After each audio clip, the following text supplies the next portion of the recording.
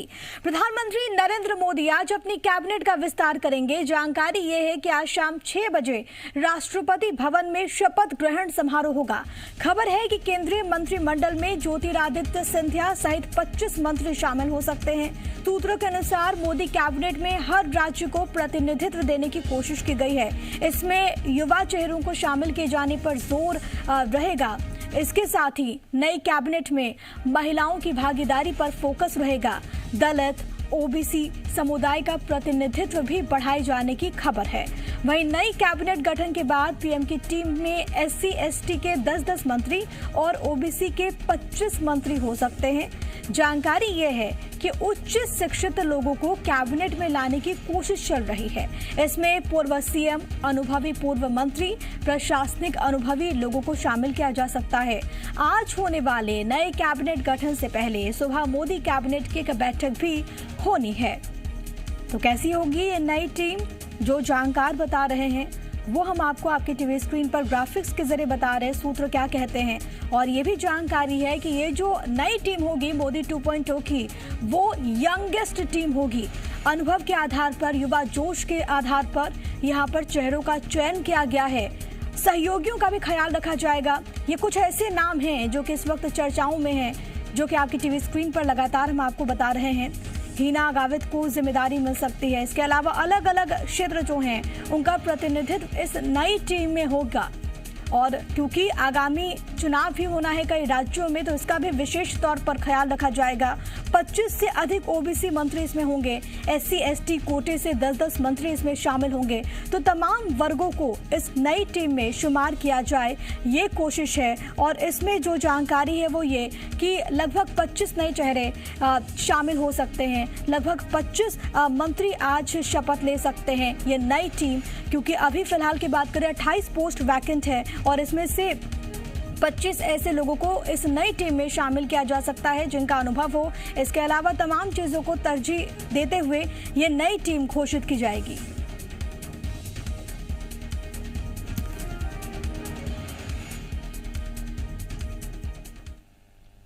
और आज होने वाले कैबिनेट विस्तार से पहले पीएम नरेंद्र मोदी ने एक नया मंत्रालय बनाया है। सहकारिता मंत्रालय के नाम से बने इस मंत्रालय के जरिए मोदी सरकार अपने सहकार से समृद्धि के विजन को साकार करेगी। कैबिनेट विस्तार से ठीक पहले सहकारिता मंत्रालय के गठन से आज होने वाले केंद्रीय कैबिनेट में जो मंत्रिमंडल में फेरबदल के साथ ही भारत के पहले सहकारिता मंत्री के तौर पर भी किसी को शपथ दिलाई जाएगी, ये भी यहाँ पर स्पष्ट हो जाएगा। एक और नया मंत्रालय यहाँ पर अनाउंस किया गया है और देखना बहुत ज़्यादा महत्वपूर्ण होगा कि इस नए मंत्रालय की जिम्मेदारी कौन से नए चेहरे को दी जाती है। ये नई टीम और इसको लेकर, क्योंकि लगातार इसका इंतज़ार हो रहा था, लेकिन अब वो घड़ी, अब वो पल जब आज शाम को नई टीम के नाम से पर्दा उठ जाएगा। और इसमें जो नई कैबिनेट होगी इसमें पूर्व सीएम को, इसके अलावा पूर्व मंत्रियों को तरजीह दी जाएगी। अनुभव का विशेष तौर पर ख्याल रखा जाएगा। इसके अलावा युवाओं को मौका मिलेगा इस नई टीम में। और मोदी कैबिनेट के विस्तार से पहले केंद्र सरकार ने 8 राज्यों के राज्यपाल बदल दिए हैं। इसमें सबसे खास मध्य प्रदेश है, क्योंकि मध्य प्रदेश को नया राज्यपाल मिल गया है।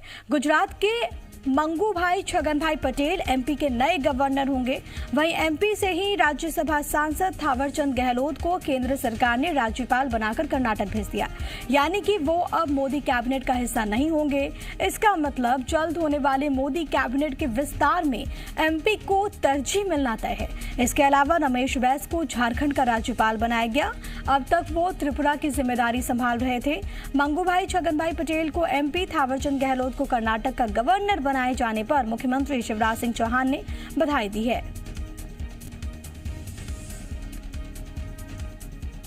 पहले तो मैं राष्ट्रपति जी का बहुत बहुत आभारी हूँ, साथ में अपने प्राइम मिनिस्टर, उनका गृह मंत्री अमित भाई शाह का, हमारे पार्टी के, अभी तो मैं हमारे बोल सकता हूँ, जेपी नड्डा जी राष्ट्रीय अध्यक्ष, यहाँ CR पाटिल जी, मुख्यमंत्री विजय भाई, डेप्यूटी सीएम नितिन भाई, और सभी मेरे साथ ही जो 6 पुराने हैं, वो सब का मैं आभार मानता हूँ। खबरों में आगे बढ़ेंगे। मध्य प्रदेश में स्वास्थ्य सेवाएं प्रभावित होने की आशंका बढ़ रही है। यहां पर पिछले करीब एक हफ्ते से नर्सेज की हड़ताल जारी है। आज नर्सिंग एसोसिएशन सरकार के बीच बातचीत हो सकती है। इसमें कोई सार्थक हल निकलने की उम्मीद है। और इससे पहले कल चिकित्सा शिक्षा विभाग के संचालक और नर्सिंग एसोसिएशन के बीच हुई मुलाकात का कोई नतीजा नहीं निकला। इसके बाद नर्सेज ने भी हड़ताल खत्म करने को लेकर कोई फैसला नहीं किया। उधर मध्य प्रदेश हाईकोर्ट में भी नर्सेज की हड़ताल को लेकर याचिका दायर की गई है। इस पर आज सुनवाई होनी है। बताते चले कि प्रदेश की नर्सेज वेतनमान, पदनाम समेत 12 सूत्रीय मांगों को लेकर हड़ताल पर हैं। इंदौर में नर्सिंग एसोसिएशन के पदाधिकारियों से बात करते हुए सीएम ने भी जल्द ही मामले के सार्थक हल की उम्मीद जाहिर की थी। लेकिन आखिरकार ये जो स्ट्राइक है वो कब कॉल ऑफ होगी, इस बात को लेकर हर कोई इंतजार कर रहा है। प्रमोद मेरे साथ, मेरे सहयोगी तमाम जानकारी के साथ इस वक्त लाइव इस खबर पर मौजूद हैं। प्रमोद, क्योंकि कल बहुत ज़्यादा उम्मीद थी कि कल स्ट्राइक को वापस लिया जा सकता है, कुछ अहम ऐलान इस दिशा में हो सकता है, लेकिन कल की जो मुलाकात रही वो बेनतीजा रही। इन सब के बीच आज बहुत संभव है कि इसको लेकर कोई फैसला हो, क्योंकि कोर्ट भी ये मामला जा चुका है। देखिए, सभी की निगाहें आज की मुलाकात पर हैं। आज सरकार के प्रतिनिधि और जो नर्स एसोसिएशन के प्रतिनिधि हैं वो आपस में मुलाकात करेंगे और जो नर्सेज की 12 सूत्रीय मांगे हैं उनको लेकर चर्चा होगी। और देखिए, 5 तारीख को भी ये एक बैठक तय की गई थी, लेकिन उसमें बात नहीं बनी। और चूँकि हड़ताल लगातार जारी है, ऐसे में मरीजों की मुश्किलें बढ़ी हुई हैं, क्योंकि प्रदेश भर में बड़ी संख्या में नर्सेज अस्पताल में कार्यरत हैं और ये स्वास्थ्य व्यवस्थाओं की अहम कड़ी मानी जाती है। ऐसे में नर्सेज मांगों को लेकर लगातार हड़ताल पर है, मरीजों की मुश्किलात बढ़ी हुई हैं। और दूसरी तरफ जबलपुर हाईकोर्ट में नर्सेज की हड़ताल को लेकर एक याचिका लगाई गई थी, जिसमें आज अहम सुनवाई होनी है। देखिए, याचिका तरफ से हाईकोर्ट में यही कहा गया है कि अभी संकट का समय है, ऐसे में मांगों को लेकर हड़ताल करना अवैध है। देखिए, महत्वपूर्ण सुनवाई है। जबलपुर हाईकोर्ट आज इस पूरे मामले को लेकर सुनवाई करेगा।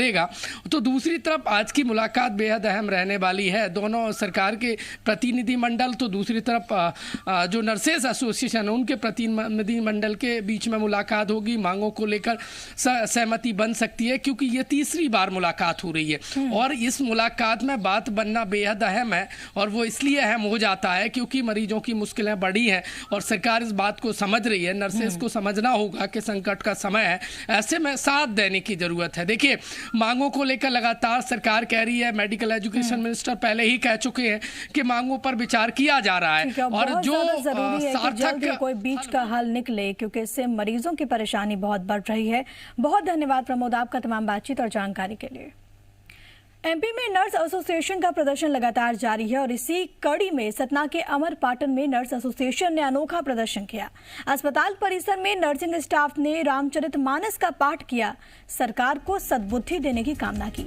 इसके साथ ही भजन गाकर सरकार से अपनी मांगे पूरी करने की मांग की गई है। इन दिनों मध्य प्रदेश में नर्स एसोसिएशन अपनी 12 सूत्रीय मांगों को लेकर हड़ताल पर है और सभी जिलों में लगातार प्रदर्शन भी हो रहा है।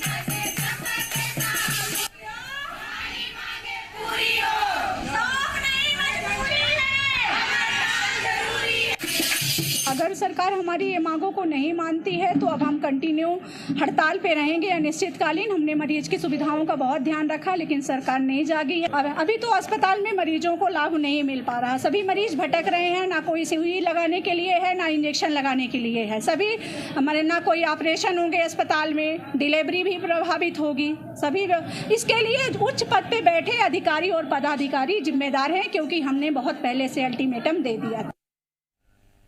बात नरसिंहपुर की, जहां के मलिया के पास 2 बाइक की जोरदार टक्कर में महिला समेत 4 लोगों की मौत हो गई। हादसे में एक व्यक्ति गंभीर रूप से जख्मी हुआ है। थाना प्रभारी अखिलेश मिश्रा ने जानकारी दी कि स्कूटी सवार दंपति गोटेगांव से करकबेल की ओर जा रहा था और इसी दौरान नरसिंहपुर से गोटेगांव आ रही तेज रफ्तार बाइक टकरा गई। हादसे में बाइक सवार एक महिला समेत 3 लोगों की मौके पर ही मौत हो गई है, जबकि घायल एक युवक जबलपुर ले जाते वक्त रास्ते में ही उसने दम तोड़ दिया। हादसे के बाद एक व्यक्ति भाग निकला, जिसकी तलाश जारी है। एक मृतक की शिनाख्त नहीं हो पाई है।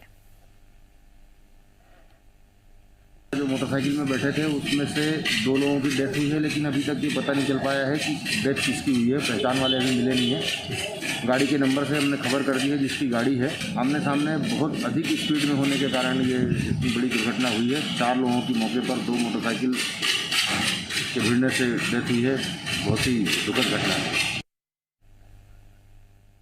इंदौर क्राइम ब्रांच ने 70 करोड़ की ड्रग्स तस्करी मामले में 4 और आरोपियों पर शिकंजा कसा है। क्राइम ब्रांच ने एक महिला समेत 4 आरोपियों को गिरफ्तार किया। आरोप है कि महिला लॉकडाउन के दौरान भी इंदौर आकर ड्रग्स की खरीदी करती थी। महिला वीआईपी कार पर अलग अलग कंपनीज के फर्जी पास बनाकर शहर में दाखिल होती थी और 3 स्टार होटल में रुककर सप्लायर से ड्रग्स लेती थी। इसके बाद ड्रग्स मुंबई में सप्लाई करती थी। पुलिस गिरफ्त में आए दूसरे आरोपी पहले पकड़े गए आरोपियों के संपर्क में थे। वो उन्हीं के जरिए ड्रग्स सप्लाई का काम करते थे। क्राइम ब्रांच पुलिस अब तक 33 आरोपियों को गिरफ्तार कर चुकी है। इनका नेक्सस मुंबई समेत देश के दूसरे शहरों से जुड़ा हुआ है। पुलिस ने ड्रग्स तस्करों का नेक्सस खत्म करने को लेकर लगातार कार्रवाई पुलिस कर रही है और पकड़ी गई आरोपी महिला महजबीन से पुलिस को कई अहम जानकारी मिल सकती है। बाकी पकड़े गए आरोपी एनसीबी के मुखबिर बनकर ड्रग्स सप्लाई कर रहे थे। आरोपियों के अंतर्राष्ट्रीय स्तर पर क्या कनेक्शन है, इनके अकाउंट दस्तावेज की जांच भी क्राइम ब्रांच की पुलिस कर रही है। प्रयास किया गया। नेटवर्क के करीब 33 आरोपी अभी तक गिरफ्तार किए हैं। सिमिलरली कोई अपने आप को एनसीबी का मुखबिर बता करके और उसकी आड़ में कार्रवाई करता था, तो ये अपने एलियासिस यूज़ करके और इस अवैधानिक कार्य को कर रहे थे। निश्चित रूप से हर इसके जो लूप होल्स हैं उसके ऊपर समुचित वैधानिक कार्रवाई करेंगे। और जी मीडिया संवाददाता अंशुल इस वक्त तमाम जानकारी के साथ जुड़ गए हैं। अंशुल, क्योंकि जिस तरीके से पूरा केस निकलकर सामने आया है, तमाम तरह के सवाल उठ रहे हैं, लेकिन एक बड़ी सफलता, और अब आगे जांच किस तरीके से बढ़ेगी, आगे और क्या कुछ खुलासा होगा, ये भी देखना महत्वपूर्ण।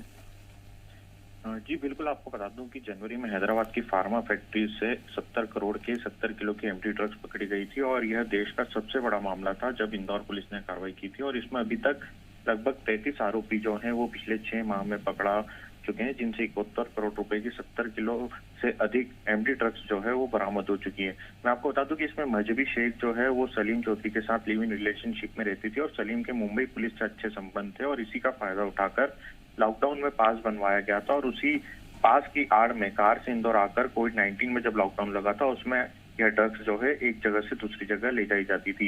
यह ड्रग्स जो है फिल्म इंडस्ट्री में भी एमडी सप्लाई करने की बात जो है अब सामने आ रही है और इसमें आगे जांच की जा सकती है कि क्या फिल्म इंडस्ट्री में भी ये ड्रग्स सप्लाई की जाती थी। साथ ही महिला का दुबई और अफगानिस्तान का कनेक्शन भी जो है वो पुलिस को पता चला है, जिसमें पुलिस और क्राइम ब्रांच दोनों पूरे मामले में जांच करी है। साथ ही महिला ने समुद्र के रास्ते भी दुबई भागने की तैयारी की थी, यह जानकारी भी फिलहाल पुलिस को लगी है। हालांकि पुलिस अब आगे इसमें और जानकारी जुटा रही है और साथ ही इसमें अन्य लोगों के बारे में पता लगाया जा रहा है जो कि लॉकडाउन में ड्रग्स को एक जगह बिल्कुल, ये नेक्सस और कितना ज्यादा बढ़ता है वो देखना खास होगा इस पूरे केस में। फिलहाल के लिए बहुत धन्यवाद आपका तमाम बातचीत के लिए।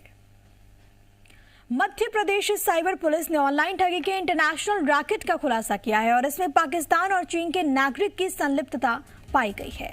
व्यापारियों से ठगी करने के बाद पैसे क्रिप्टो करेंसी में बदली जाते थे, इसे बाद में पाकिस्तान भेजा जाता था। मामले में 4 आरोपी गिरफ्तार किए गए हैं, 2 अभी फरार हैं। गिरफ्तार किए गए आरोपियों में से 2 दिल्ली के रहने वाले हैं और इनमें से एक सीए है।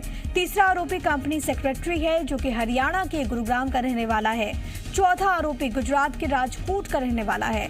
आरोपियों के पास से शेल फार्म निदेशकों के 60 digital signature, 3 laptop, 4 pen drive, 1 mobile और क्रिप्टो ट्रेंडिंग स्टेटमेंट समेत कई दस्तावेज बरामद किए गए हैं। मामले में साइबर पुलिस पाकिस्तानी और चीनी नागरिकों की संलिप्तता की जांच कर रही है। इस गिरोह का पता तब चला जब भोपाल के एक व्यापारी ने फर्जी वेबसाइट के जरिए मार्च से मई के बीच 1 करोड़ की ठगी की शिकायत दर्ज कराई। इसके बाद साइबर क्राइम की टीम ने जांच शुरू की, जिसे पता चला कि ठगी का मुख्य आरोपी एक चीनी नागरिक है जो कि भारतीय नागरिकों के नाम पर फर्जी कंपनी बनाकर ऑनलाइन ठगी करता है। इसमें अलग अलग शहरों के करीब 6 लोग शामिल थे। इस गिरोह ने अप्रैल से मई के बीच करीब 50 करोड़ का ट्रांजैक्शन किया। ये राशि क्रिप्टो करेंसी के जरिए पाकिस्तान भेजी जा रही थी। साइबर सेल के अनुसार इंदौर और भोपाल से भी इस तरह की 2 शिकायतें मिली और उनकी भी जांच चल रही है। एक व्यवसायी को एक फर्जी डैशबोर्ड भेजकर उससे बहुत सारे पैसे, करीब 98 लाख रुपीस जो है उसमें से फ्रॉड किया गया है। और ये पैसा जो है, इस पैसे को यूज़ करके मनी लॉन्ड्रिंग जो है क्रिप्टो करेंसी में वजीरेक्स और बाइनेंस के थ्रू की जाती थी। पहले इंडियन एक्सचेंज और फिर इंटरनेशनल एक्सचेंज से की जाती थी। एक पाकिस्तानी नागरिक होने की संलिप्तता के भी सबूत मिले हैं और संभवतः एक चाइनीज़ व्यक्ति जिसने इनमें से एक फर्जी जो कंपनी थी वो भी बनाई थी। अभी हम लोगों ने इसमें से 4 आरोपियों को गिरफ्तार किया है, एक राजकोट गुजरात से, एक गुड़गांव से, 2 दिल्ली से। और अभी शेष आरोपी 2 हमारे इसमें जो है फरार है, वो राजकोट के हैं, और जो पाकिस्तानी नागरिक और चाइनीज़ जो है उस पर भी हम लोग इन्वेस्टिगेशन कर रहे हैं।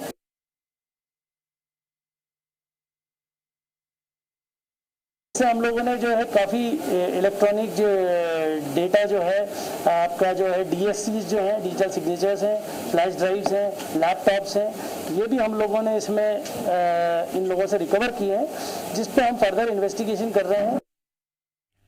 पिछड़ा वर्ग आयोग का विवाद एक बार फिर से हाई कोर्ट जा पहुंचा है। वर्तमान अध्यक्ष डॉक्टर सियाराम साहू के पक्ष में दिए गए सिंगल बेंच के फैसले को चुनौती देते हुए डिवीजन बेंच में 2 अलग अलग अपील दायर की गई है।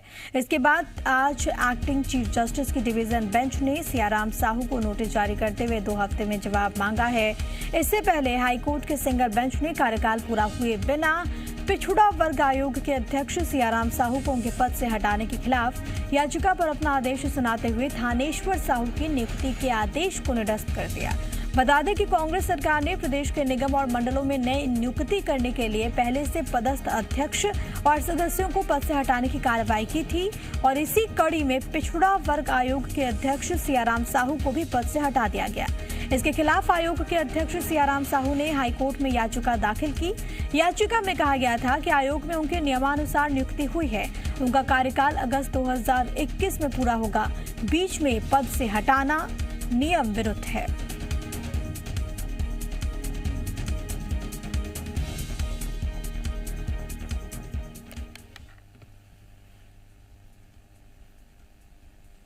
वहीं बालाघाट में बीजेवाईएम के प्रदेश अध्यक्ष वैभव पवार के शादी समारोह में सीएम शिवराज सिंह चौहान शामिल हुए।